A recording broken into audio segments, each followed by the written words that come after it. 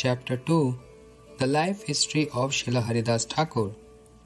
In present-day Bangladesh, in the district of Khulna, there is a village named Buran, where Srila Haridas Thakur made his appearance in the year 1372 of the Shakabd era, AD 1450.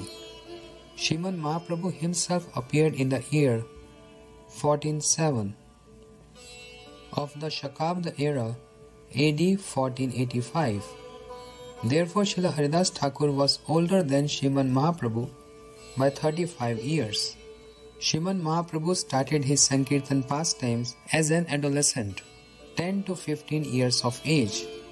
Just after performing the pastime of accepting initiation from Shri Ishwar Puripad, it is therefore estimated that Srila Haridas Thakur became an associate of Srimad Mahaprabhu at around the age of 50.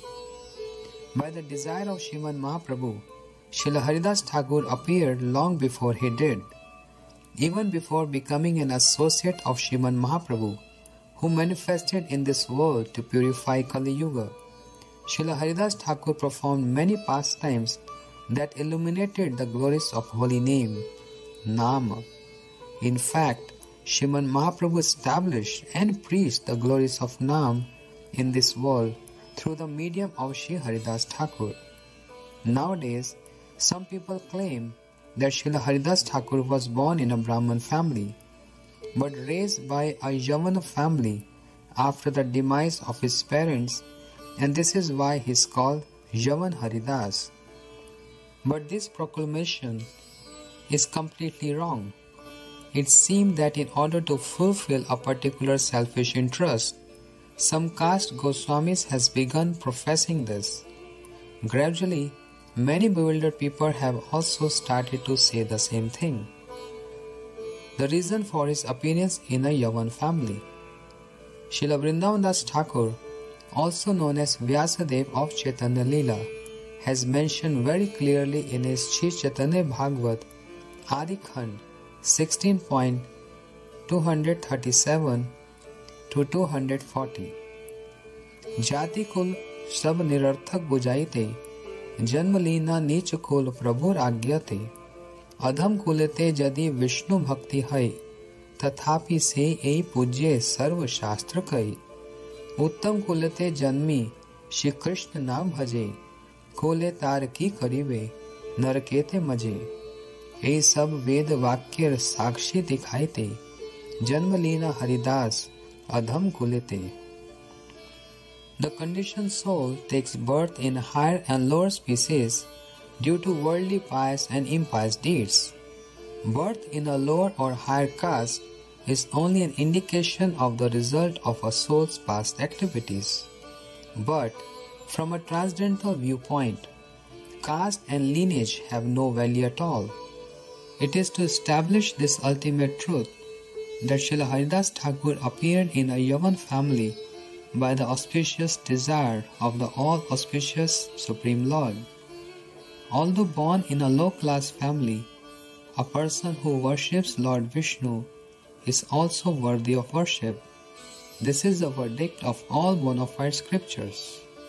If, due to past pious activities, a person is born in a high-class family but does not worship Shri Krishna, he will surely fall down to hell.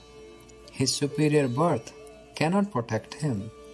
To prove all of the above scriptural statements, Srila Haridas Thakur appeared in a low-class family. It would not be irrelevant to mention here that Shri Brahma had himself prayed to be born in a low-class family when Shri Gauranga manifested in this world, so that he would not again become influenced by false ego and thus be deprived of beholding the pastimes of Shri Gaura. His renunciation. Although Srila Haridas Thakur appeared in a Yavan family, he exhibited a deep, spontaneous taste for Harinam right from his childhood. His parents passed away while he was very young, and he therefore moved to the village of Benopol in the district of Yashohara, giving up his original home and village. At that time, he had just passed through adolescence and was entering into adulthood. In a secluded place in the forest of Benopol, he made a small hut and began to perform bhajan there. Every day he would chant 3 lakhs. Footnote: 1 lakh equals 100,000 of Harinam without fail, and would also offer water and prayers to Tulasi, circumambulate her, and perform various other services to her. For the purpose of maintaining his life, Srila Haridas Thakur used to beg alms from Brahmins' homes. Except for this food, he never even slightly endeavored to collect any other thing. His time was completely spent in bhajan. Due to his strong determination in bhajan, his detachment, and his qualification as a Vaishnava, everyone developed immense faith in him and had a mood of service toward him.